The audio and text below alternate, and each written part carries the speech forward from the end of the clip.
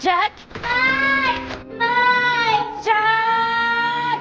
Les parents, paniqués, composèrent immédiatement le 911 et l'équipe de secours arriva sur place à toute vitesse. Le capitaine Bobby tenta de calmer les parents effondrés tout en évaluant rapidement la situation. Il est à peu près à 6 mètres de profondeur. Le tuyau est très étroit. Mais le problème, c'est que personne ne savait où menait ce vieux tuyau abandonné. La tension devint insupportable et la mer finit par s'effondrer. Jack! Jack!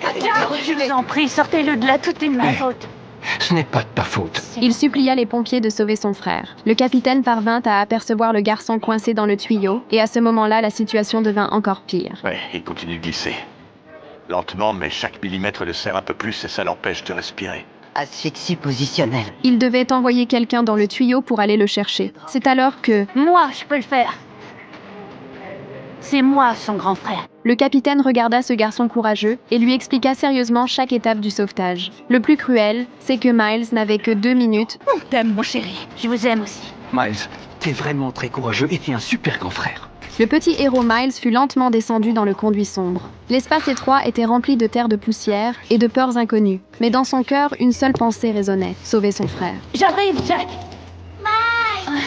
J'ai peur! Je suis là, Jack! J'arrive! Ça va aller! Bouge pas, Jack! Ils envoyèrent le signal et les pompiers à la surface commencèrent à tirer. Aux cris de joie de tout le monde, les 2 enfants furent finalement sortis du tuyau. Miles était devenu un véritable super-héros et grâce à lui, son petit frère put retourner sain et sauf dans les bras de leurs parents. Jack a vraiment de la chance d'avoir un grand frère comme toi.